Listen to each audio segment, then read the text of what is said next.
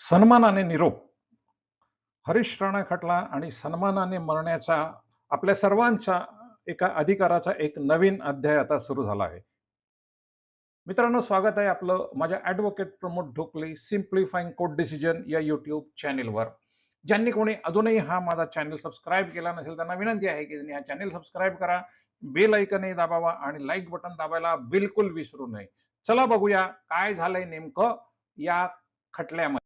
जगणं आपल्या हातात नसतं, पण जेव्हा जगणं हे केवळ वेदनांचं प्रदर्शन बनतं, तेव्हा काय करावं? To be or not to be असाच काहीसा पेच हरीश राणा या युवकासमोर होता आणि त्याच्या वृद्ध पालकांसमोरही होता. आज आपण एका अशा ऐतिहासिक खटल्याबद्दल जाणून घेणार आहोत की ज्यामुळे भारतीय न्याय व्यवस्थेत माणुसकी आणि कायद्याचा एक सुवर्ण मध्य गाठला आहे. हरीश राणा एका दुर्घटनेने बदललेलं आयुष्य आहे. या घटनेची पार्श्वभूमी आपण बघूयात. हरीश राणा जो 2013 मध्ये पंजाब विद्यापीठात बीटेकचा 21 वर्षाचा तरुण विद्यार्थी होता, एका भीषण अपघाताचा बळी पडला. 20 ऑगस्ट 2013 रोजी तो आपल्या वसतिगृहाच्या 4थ्या मजल्यावरून खाली पडला आणि त्याच्या मेंदूला गंभीर इजा झाली. डिफ्यूज ॲक्झोनल इंजुरी ज्याला म्हणतात ती. तो दिवस हरीश आणि त्याच्या सर्व कुटुंबियांसाठी एक काळ रात्र. गेली 13 वर्ष हरीश एका परसिस्टंट व्हेजिटेटिव्ह स्टेट पीव्हीएस म्हणजेच एका अचेतन अवस्थेमध्ये आहे. तो पाहू शकत नाही, बोलू शकत नाही आणि कोणाला ओळखूही शकत नाही. आणि अन्नासाठीही त्याला पूर्णपणे नळ्यांवर, ज्याला पीईजी ट्यूब म्हणतात, त्यावर अवलंबून राहावे लागत आहे. त्याच्या अंगावर सतत झोपल्यामुळे खोलवर जखमा झाल्या आहेत, ज्याला बेड सोर्स असं म्हणतात, त्या त्याला झालेल्या आहेत आणि ही त्याची परिस्थिती आजही कायम आहे. तरीही त्याची आई, त्याचे वडील आणि त्याचे सर्व कुटुंबीय त्याची एखाद्या देवदूताप्रमाणे सेवा करत आहेत, परंतु त्याच्या सुधारणेची आशा शून्य झालेली आहे. 23 वर्षाचा हा प्रदीर्घ वनवास त्यांच्या माथी लागलेला आहे. 100% अपंगत्व हरीशला आलेलं आहे आणि ह्या मानवी सहनशीलतेचा देखील अंत आहे, कारण तो कुठल्याही पद्धतीची हालचाल करू शकत नाही. 12 वर्ष हरीशची सेवा केल्यानंतर उपचाराचा कोणताही फायदा नव्हता. मुलाचे हे मरणप्राय जीवन पाहून पालकांनी त्याला या कृत्रिम यातनांमधून मुक्त करण्याचा अत्यंत कठीण असा निर्णय घेतला आणि हा निर्णय राबवण्याचं त्यांनी निश्चित केलं. हरीशच्या पालकांनी दिल्ली उच्च न्यायालयात धाव घेतली आणि सांगितलं की हरीशचं हे असह्य जगणं थांबवण्यासाठी त्याची कृत्रिम अन्न आणि पाणी नलिका आणि त्याद्वारे अन्न पाणी देण्याची ही जी प्रक्रिया आहे ती थांबवावी, ज्याला CANH असं म्हणतात. आणि न्यायालयाने त्यावेळेला CANH म्हणजे अन्न नलिका द्वारे त्याला कोणत्या पद्धतीचा आधार दिला जातो, त्याच्या पोटामध्ये काय काय दिलं जातं, हे सर्व बघितलं आणि न्यायालयाने, दिल्ली उच्च न्यायालयाने त्याच्या आई वडिलांचं हे म्हणणं फेटाळून लावलं.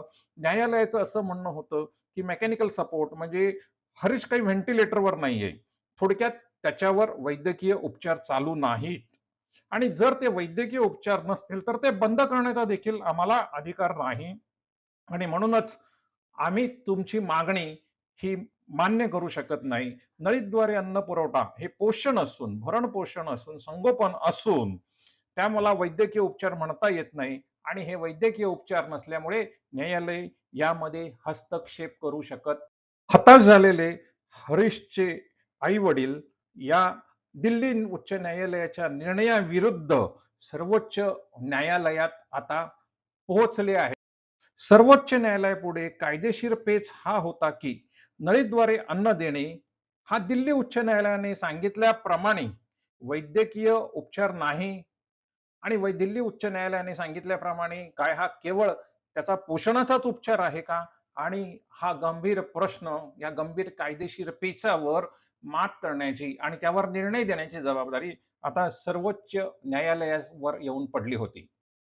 सर्वोच्च न्यायालयाला सक्रिय मृत्यू की निष्क्रिय मृत्यू या प्रश्नाचा देखील आता छडा लावायचा होता. हा प्रश्न त्यांना सोडवायचा होता. सक्रिय मृत्यू म्हणजे असा मृत्यू की ज्यामध्ये एखाद्या व्यक्तीला इंजेक्शन किंवा औषध देऊन त्याचा मुद्दामून मृत्यू घडवून आणला जातो. आज कायदेशीर परिस्थिती बघितली तर भारतामध्ये सक्रिय मृत्यूला पूर्णपणे बंदी आहे आणि हे बेकायदेशीर समजलं जातात. अमेरिकेमधील काही राज्यांमध्ये सक्रिय मृत्यू माणसांना दिला जातो. एखाद्याने जर मला मृत्यू हवाय असं म्हटलं तर त्याला तो मृत्यू देण्याची सोय अमेरिकेमध्ये आणि युरोपमध्ये आहे. परंतु भारतामध्ये ही परिस्थिती नाही. सक्रिय मृत्यू ज्याला ॲक्टिव्ह युथनेशिया म्हणतात, हा बेकायदेशीर समजला जातो. आणि म्हणूनच हरीशला निष्क्रिय मृत्यू देता येतो का? या प्रश्नावर आता सर्वोच्च न्यायालयाला विचार करायचा होता. निष्क्रिय मृत्यू याचा अर्थ असा असतो की पॅसिव्ह युथेनेशिया, म्हणजे ज्यामध्ये निरुपयोगी वैद्यकीय उपचार थांबवावे लागतात, ज्याच्यामध्ये माणसांच्या शरीरामध्ये वेगवेगळ्या रबरी ट्यूब टाकून त्यांना औषधं दिली जातात, त्याचं भरणपोषण केलं जातं आणि हे बंद करण्याची व्यवस्था मात्र आपल्या भारतीय कायदे पद्धतीला माहिती आहे. आणि सर्वोच्च न्यायालयाच्या मार्गदर्शक तत्वानुसार यापूर्वीच्या 2018च्या कॉमन कॉजच्या निर्णयामध्ये ते मान्य देखील केलेलं होतं. म्हणून सर्वोच्च न्यायालयाने प्रायमरी मेडिकल बोर्ड आणि सेकंडरी मेडिकल बोर्ड म्हणजे प्राथमिक आणि द्वितीय वैद्यकीय मंडळाची मत या विषयावर घेण्याचं ठरवलं आणि हरीशच्या शरीराचं संपूर्ण आकलन, त्याचं शरीर कोणत्या प्रकारे आहे, हे सर्व त्याचं त्यांनी आम्हाला सांगावं असं सांगितलं. त्यावर वैद्यकीय तज्ञांचं म्हणजे प्राथमिक आणि द्वितीय या दोन्ही वैद्यकीय मंडळातील जे तज्ञ डॉक्टर होतं त्यांचं असं मत निघालं की हरीशच्या मेंदूची हानी 100% आहे, ती कायमस्वरूपी आहे आणि त्याला नळीद्वारे अन्न पाणी म्हणजे न्यूट्रिशन आणि हायड्रेशन म्हणजे अन्न आणि पाणी हे दोन्ही जरी चालू ठेवले तरी त्याच्या प्रकृतीत कोणतीही सुधारणा होणार नाही. आणि सबब दोन्ही वैद्यकीय मंडळांनी हरीशचं जे CNH म्हणजे नळीद्वारे त्याला देण्यात येणारं जे अन्न पाणी आहे ते बंद करणं योग्य ठरेल असा निर्वाळा दिला. सर्वोच्च न्यायालयाच्या दृष्टीने कॉमन कॉज ही जी हा जो खटला होता तो फार महत्वाचा आणि मार्गदर्शक होता. त्यामध्ये काही मार्गदर्शक तत्व या आधीच सर्वोच्च न्यायालयाने घालून ठेवली होती. या मार्गदर्शक तत्वामध्ये या खटल्यामध्ये केवळ कायद्याच्या नजरेतून नाही तर माणुसकीच्या आणि सन्मानाने जगण्याच्या right to life with dignity या दृष्टीने पाहिलं गेलं होतं. आणि 2018च्या कॉमन कॉज खटल्याचा दाखला हरीश राणांच्या या केसमध्ये न्यायालयाने दिला आणि या खटल्याच्या दाखल्यांच्या कलम 21 नुसार म्हणजे भारताच्या संविधानाच्या अनुच्छेद 21 नुसार जगण्याच्या अधिकारात सन्मानाने मरण्याचा देखील अधिकार आहे असं सर्वोच्च न्यायालयाचं मत स्पष्ट त्यांनी केलं. पॅसिव्ह युथनेशिया म्हणजेच निष्क्रिय पद्धतीने एखाद्याला मृत्यू देणे ज्याच्यामध्ये त्या माणसाच्या शरीरातल्या नळ्या काढून टाकणे, व्हेंटिलेटर काढून टाकणे याचा अंतर्भूत होतो. तर ही गोष्ट ही सगळ्यात योग्य आहे असं आणि ते आपल्याला करता येतं असं सर्वोच्च न्यायालयाने हरीशच्या या खटल्यामध्ये म्हटलं. महत्वाचा हा जो निर्णय होता त्याच्या हा CANH म्हणजेच क्लिनिकली असिस्टेड न्यूट्रिशन आणि हायड्रेशन जे हरीश राणा ज्याच्यावर जगत होता एवढे गेले 13 वर्ष जगून आहे, हा या सर्वातला महत्वाचा भाग आहे. आणि न्यायालयाने याच बाबत एक असा ऐतिहासिक निर्णय दिला की रुग्णाला नळीद्वारे अन्न आणि पाणी देणे हे केवळ आणि केवळ त्याचे मूलभूत संगोपन नसून हे वैद्यकीय उपचार देखील आहेत. मेडिकल ट्रीटमेंट आहे ती आणि ती मेडिकल ट्रीटमेंट असल्यामुळे जर ती मेडिकल ट्रीटमेंट असेल आणि जर त्याच्यामुळे एखादा रोगी पूर्ण बरा होऊ शकत नसेल आणि केवळ त्याच्या वेदना त्यामुळे वाढत असतील आणि त्याच्या जगण्याचा काल आयुर्मान वाढत असेल परंतु तो जर संपूर्णपणे बेशुद्ध अवस्थेत असेल तर तो उपचार थांबवण्याचा अधिकार डॉक्टरांना आणि कुटुंबियांना आहे असा निर्वाळा याचा सर्वोच्च न्यायालयाने रुग्णाचे सर्वोत्तम हित म्हणजेच best interest principle of the of the patient या डॉक्टरींचा सहारा किंवा आसरा न्यायालयाने घेतला आणि त्याचा वापर केला. बेस्ट इंटरेस्ट प्रिन्सिपल म्हणजेच हरीश जर आज शुद्धीत असता तर त्याला अशा अमानवी वेदनांमध्ये जगणे आवडले असते का? वैद्यकीय मंडळाने देखील हे स्पष्ट केले होते की केलेले आहे की हरीशला पुन्हा शुद्धीवर येण्याची कोणतीही शक्यता नाही. अशा स्थितीत केवळ कृत्रिमरित्या त्याचे हृदय धडधडत ठेवणे हे हरीशच्या प्रतिष्ठेचा अपमान आहे असं न्यायालयाने स्पष्ट केलं. आणि रुग्णाचं सर्वोत्तम हित काय आहे हे जेव्हा सर्वोच्च न्यायालय या निष्कर्षाप्रत आली तेव्हा जेव्हा रुग्ण स्वतःचे निर्णय घेऊ शकत नाही, जेव्हा त्याचा श्वास लांबवणे हे त्याचं हित नसतं तर निरुपयोगी उपचार थांबवणं हेच त्याला या यातनांमधून मुक्त करण्याचं आणि त्याचा सन्मान जपण्याचं एकमेव साधन ठरते. या निष्कर्षाप्रत सर्वोच्च न्यायालय वेदना सोसणाऱ्या लोकांसाठी हा निर्णय महत्वाचा का आहे? तर हा निर्णय लाखो अशा कुटुंबियांसाठी आशेचा किरण आहे, जे आपल्या प्रिय व्यक्तीला अगतिक अवस्थेत वेदना सोसताना पाहत आहेत. आज देखील आपण बघितलं तर आपल्या देशामध्ये एकीकडे लाईफ एक्सपेक्टन्सी वाढलेली आहे. माणसं 90-90 वर्षापर्यंत जगतायत. परंतु एका विशिष्ट वयानंतर त्यांना झालेल्या विविध व्याधींमुळे ती माणसं एका व्हेजिटेटिव्ह स्टेट सारखी जगत आहेत आणि केवळ त्यांचा श्वास चालू आहे म्हणून ते जिवंत आहेत. अशी ही जी परिस्थिती आहे. तर या परिस्थितीमध्ये जर आपण बघितलं तर हा निर्णय अनेकांच्यासाठी खूप महत्वाचा ठरणार आहे.